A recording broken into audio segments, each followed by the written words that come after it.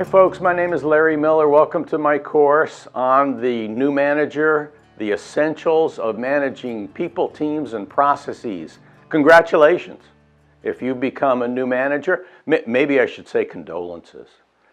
Because, you know, in your old world before you were promoted to a manager, you had a job and you knew what it was and you knew how to get it done and you were in control of it. It was just about your behavior, your motivation, your skills. And now you're a manager of others. And now life isn't so simple, is it? On the one hand, you've entered the world where there's immense opportunity to move up the ladder to greater compensation, greater responsibility, greater success all around. However, the other side of that, the condolences side of that, is that now you are dependent on others. Your success is only the degree to which you can cause other people to do their jobs well. And that's hard. It's not easy. I've been managing for about 40 years, managing a company and managing teams of people, developing people. And I know it's hard, and you don't always succeed. Sometimes you can't win, but you can maximize the probability of your success with every individual and every team if you have the fundamental skills, none of which are rocket science, none of which are that hard, but they're frames of mind, they're ways of thinking about the job. And there are very specific skills. And you know, skills are developed through action. You know, if you're going to learn to play the piano, you can't just read a book and then say, oh, I know how to play the piano. No, you have to put your hands on the keys and you have to practice, practice, practice, practice, practice, right? Which is true if you're learning golf or learning any sport.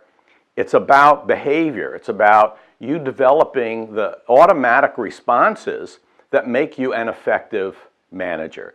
So as we go through this course, I hope you have a coach. Now that coach may be the immediate manager above you, or it may be a coach sort of on the side, if you will, who isn't the authority above you, but is a helper, somebody who can give you feedback and help you develop as a manager. I believe in having a coach, so I hope you do have a coach. But you and the coach are going to take action.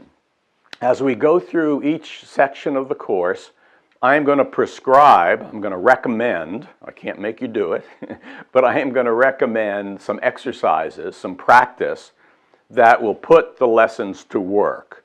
And only by putting your hands on the actual work, practicing, will you really become good and effective as a manager. And let's be honest, all of us who've been managing for a long time know we don't have it all down. I mean, it's a lifelong, it's like becoming a good parent, right? Or a good teacher or a good coach. It's a lifelong experience. There's always more you can learn. So in this course, I'm trying to provide the essentials of effective management, but I expect that it's the beginning of a lifelong journey. I hope it's the beginning of a lifelong journey for you. Now, let me talk about the three major sections of this course. One is a focus on people and the skills of people, motivating people, your communication skills. There's a whole section we're going to go through on communication skills, listening skills, giving and receiving feedback, very essential skills for a manager, learning to do that well. And even the discipline issue, right? The issue that none of us really want to deal with, but there are times that people don't perform, even though we've given them feedback, even though we've done a good job of doing the things we should do to motivate them and listen to them, communicate with them, etc. Sometimes you have to engage in a process of discipline. So we'll go through all those things. Each one of those is a subsection of the course. Now, in the world that we live in today, rarely do you just manage people one-on-one, individually. And in fact, that's the hardest way to manage people. Because if people are working together as a team, they motivate each other, and they teach each other. They learn from each other. They solve problems together as a team. So I wouldn't say it's just the easiest way to manage people, but it is definitely the most effective way to manage people in most organizations today, is to become an effective team leader. So there's individual skill that you're going to help your individual employees develop, individual motivation, But now you're also going to work with a group of individuals as a team, I hope. So we're going to talk about team leadership. There's a whole section on team leadership, the stages of team development, how to develop a team scorecard, and you know, if you look at any sport and you say, well, what makes a team perform? They have a scorecard. They know the score, and they're working towards the score, right? And towards the championship, towards some challenge, towards some goal. Well, the same things are true with working with a team at work. You want them to have the challenge, you want them to have the score, you want them to have targets and objectives. And we want to talk about how you make decisions, because there's individual decision making and then there's team or group decision making. And I want to help you to be effective in both, and I want to help you figure out when a decision should be an individual decision and when should it be a team decision. And then there is problem solving and continuous improvement. Every team, well, every individual really, should be involved in lifelong learning for the individual and continuous improvement, continuously getting better as a team. So I'm going to give you a process of working with your team to engage in continuous improvement, where they're always moving up a staircase, improving data and improving their behavior, improving their skills to achieve a challenge. So we're going to go through that whole process. And I want you to think about process, because what do teams own? What are they responsible for? And what are you responsible for? You're not just responsible for people, you're responsible for a group of people getting work done. And they get work done through a process, and every process there's input and there's output. You measure the effectiveness of the process by the output of the process, right?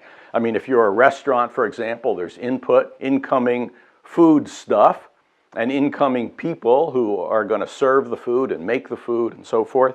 Those are inputs into the process, and then there's a process of cooking, right? Preparing the meal and serving the meal. And the output is a customer who enjoys the meal, a good steak, a good whatever the dinner is, right?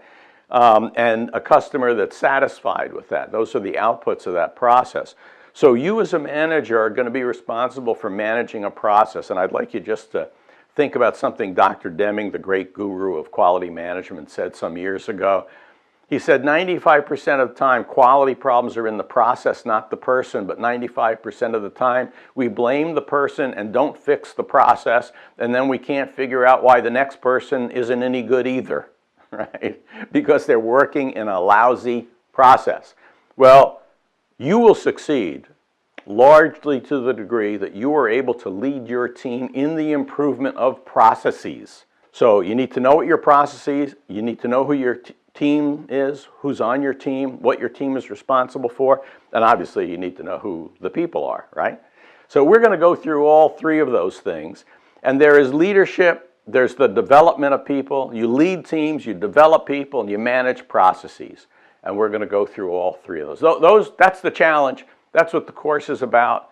Come on and join me. I think you'll enjoy it, and I am quite confident you'll benefit from it in improving your own performance as a manager.